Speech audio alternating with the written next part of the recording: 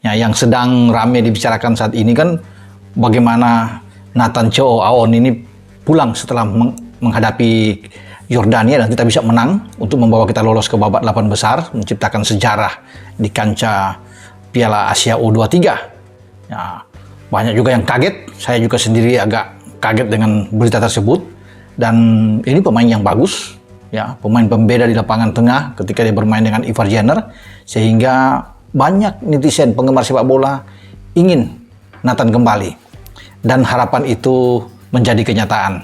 Pak Ketua Umum PSSI, Pak Erick Thohir, barusan mengirim WA ke saya untuk memperlihatkan bahwa upayanya, lobby-lobby tingkat tinggi yang dilakukan oleh Pak Erick Thohir ini berhasil dengan sat-set.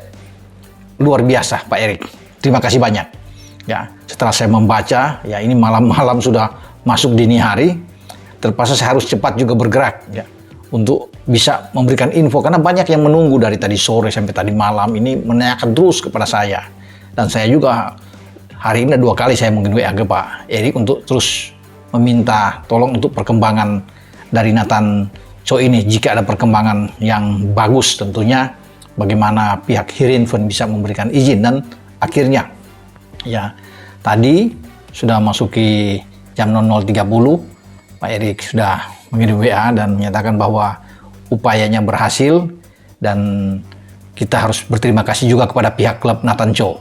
Karena dia sebenarnya nggak diizinin sama klubnya, si Nathan Joan ini. Dia sebenarnya nggak diizinin sama klubnya, cuman Erick Thohir berusaha melobi, akhirnya deal. Gua nggak tahu apa yang diobrolin, memang selalu sakti orang ini. Akhirnya deal, Nathan dikasih dan memang membuktikan performanya luar biasa banget. Jadi lengkap sudah, hampir seluruh pemain naturalisasi yang performanya memang sesuai harapan. Hanya Rafael Struijk juga oke sih. Jadi banyak orang berharap ke dia untuk mencetak gol, sedangkan posisi dia bukan untuk mencetak gol. Dia kan flamboyan banget, dia menyerangnya, membuka ruangnya. Ini udah oke banget. Nah, Nathan di pertandingan Piala Asia ini membuktikan kalau dia memang layak untuk dijadikan naturalisasi lah istilahnya. Dia layak banget dan dia membuktikan itu. Dan dia deal keputusan. Mungkin teman-teman bingung atau juga penasaran, emangnya tanpa Nathan Indonesia tidak bisa menang? Ya sebetulnya bisa saja Indonesia menang juga tanpa kehadiran Nathan. Tapi dengan kehadiran Nathan di lini tengah Indonesia, chance atau peluang dari Indonesia akan semakin besar untuk bisa mengimbangi permainan dari Korea Selatan di pertandingan perempat final nanti. Jadi memang sebuah timnas atau juga klub tidak boleh bergantung kepada hanya satu pemain. Itu faktanya kan. Tetapi dalam case ini atau dalam hal ini, Nathan adalah pemain yang memang menjadi pembeda di lini tengah Indonesia. Jika teman-teman tidak percaya, teman-teman bisa menonton ulang pertandingan Indonesia yang pertama lawan Australia ketika Nathan dimainkan di lini tengah oleh Shin Tae-yong menggantikan Ivar Jenner. Kemudian di pertandingan Indonesia lawan Yordania ketika Nathan berduet dengan Ivar Jenner di lini tengah Indonesia. Luar biasa permainan dari Nathan. Apa sih luar biasa permainannya? Yang pertama, pemain ini bisa memfilter serangan dari para pemain tim lawan. Dia tidak takut untuk pressing. Dia tidak takut untuk bisa membatasi pergerakan dari para pemain tim lawan dengan menutup ruang. Dan yang ketiga, dia punya kemampuan untuk membaca pergerakan dari para pemain tim lawan. Selain itu juga pemain ini punya kemampuan untuk mendistribusikan bola ke depan. Artinya pemain ini punya visi yang bagus untuk bisa memberikan passing-passing yang akurat ke depan. Bahkan di pertandingan lawan Yordania, jujur saya tidak melihat ada passing dari Nathan yang tidak akurat. Artinya pemain yang bisa bertahan dan membantu serangan sama baiknya adalah pemain yang sangat penting bagi timnas Indonesia. Saya selalu berpikir bahwa dia adalah salah satu pelatih terbaik yang pernah ada di Indonesia karena tingkat level permainan dia mencapai itu paling tinggi antara semua. Dia di Piala Dunia, di babak final Piala Dunia dan mampu mengalahkan Jerman yang waktu itu adalah juara dunia. Makanya saya rasa dia adalah pelatih terbaik yang pernah injak kaki di timnas Indonesia ya. Kalau mungkin orang tidak mengakui itu, saya rasa karena faktor iri hati saja. Seumur-umur nonton timnas era STY baru menang lawan 4-1 lawan Jordania. yang bikin saya terus terang saja mengakui terkesan dengan penampilan timnas. Jadi kemenangan Indonesia 4-1 atas Yordania yang memastikan Indonesia ke perempat final Piala Asia U23 itu saya akui saya sangat terkesan. Menurut saya itu adalah penampilan terbaik timnas sejauh ini di era STY, Sinteyong. Tetapi artinya apa? Itulah yang disebut proses. Ada yang menabur dan sekarang ada yang menuai. Jadi apresiasi kita berikan untuk semua yang terlibat saat menabur benih itu dan sekarang menuai panen. Bukan soal tidak apresiasi pada STY, tetapi STY saya tegaskan lagi bukan faktor tunggal. STY punya keberuntungan naturalisasi. STY punya keberuntungan fasilitas yang luar biasa dari periode PSSI saat ini. Gitu loh. Sebelum lebih lanjut, jangan lupa klik tombol jempolnya. Karena jempol kalian adalah bukti kalian cinta Timnas Indonesia.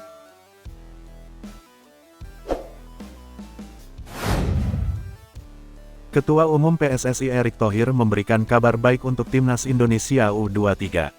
Nathan Chuaon dipastikan kembali ke tim untuk pertandingan babak perempat final Piala Asia U23 melawan Korea Selatan.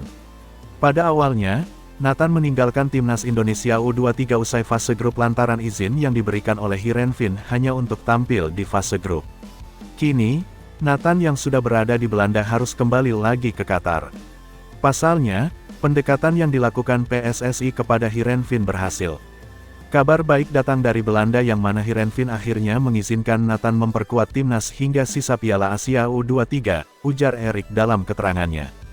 Erick Thohir lantas menyebut supporter sangat berperan. Bahkan, Erick mengatakan supporter sebagai salah satu faktor keluarnya izin dari Heerenveen agar Nathan Chuaon bisa kembali ke timnas Indonesia U23. Terima kasih dukungan supporter yang mengharapkan Nathan dilepas klubnya, sampai-sampai banyak singgah komentar dengan sangat sopan ke sosmednya Heerenveen, ucap Erick Thohir.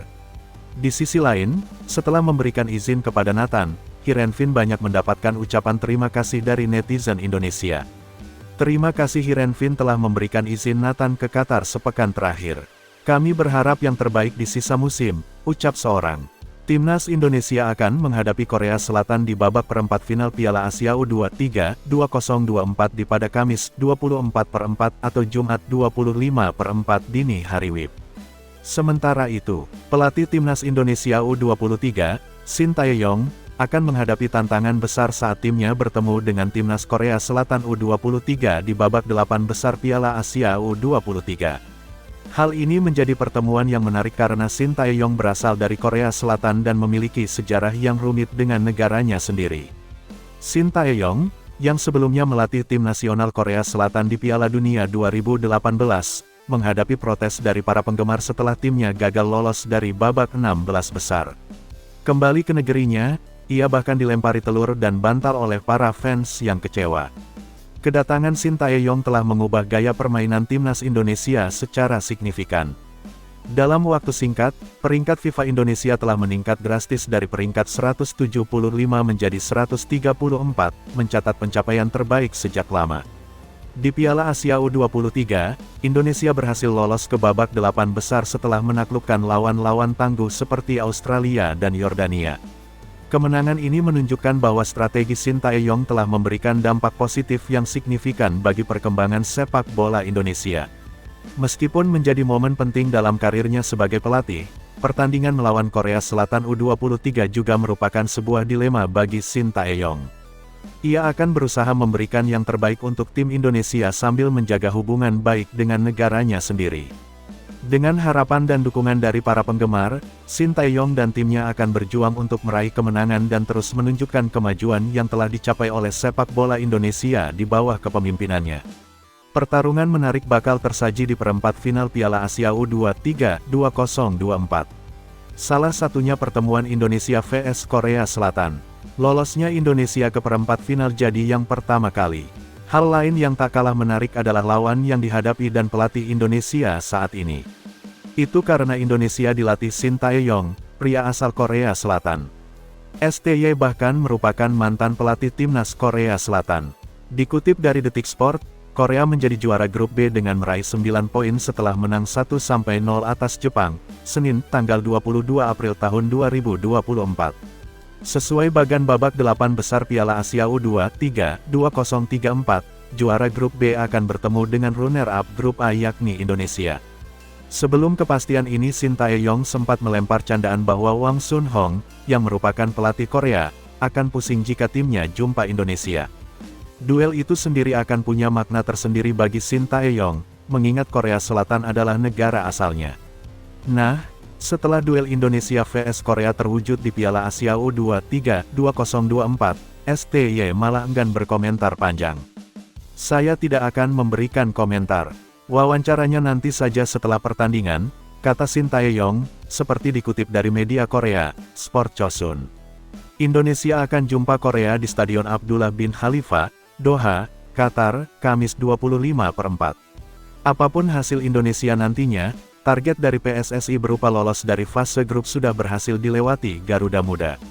Adapun pemenang laga nanti akan melaju ke semifinal yang sekaligus membuat peserta tinggal selangkah lagi untuk merebut tiket Olimpiade 2024. Tim juara, runner-up, dan peringkat ketiga akan mendapat tiket otomatis ke Paris. Sedangkan tim peringkat keempat akan memainkan laga playoff melawan perwakilan Afrika. Setidaknya tiket terakhir inilah yang akan diusahakan Shin Tae-yong buat Indonesia agar bisa tampil di Olimpiade. Sementara itu, pengamat sepak bola Tommy Welly yang akrab biasa disapa Bung Towel meminta PSSI untuk membahas perpanjangan kontrak pelatih timnas Indonesia Shin Tae-yong dalam pengaruh netizen.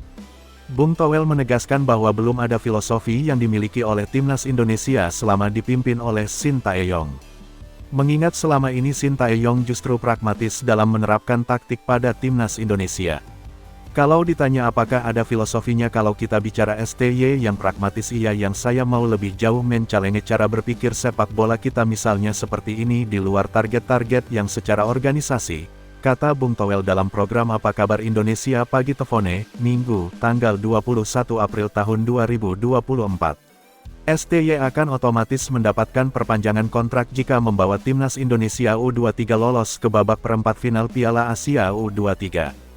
Hasil itu pun akan dilihat di laga terakhir melawan Yordania U23 yang akan berlangsung di Stadion Abdullah bin Khalifa, Doha, Minggu, tanggal 21 April tahun 2024 malam nanti.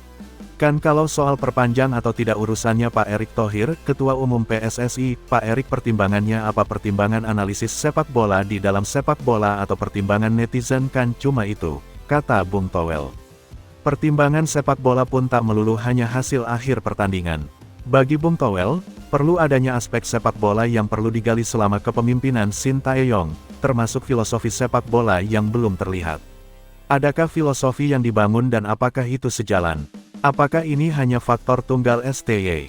Apakah kalau pelatih lain yang lebih punya kualitas juga tidak mungkin bisa meningkatkan? Kan itu pertanyaan-pertanyaan terbuka, tapi kita ingin sepak bolanya naik level terus, kata Bung Towel. Bung Towel mengakui baru pertama kalinya dalam era kepelatihan adanya perpecahan kubu pro-naturalisasi dan anti-naturalisasi. Apalagi, naturalisasilah lokal pride, pro-STY, anti-STY. Ketika saya mengkritisi sebagai pengamat sepak bola, apakah itu karena saya anti, apakah karena posisinya pro? Kan enggak gitu, karena saya ingin men-challenge gitu loh cara berpikir gitu, kata Bung Towel.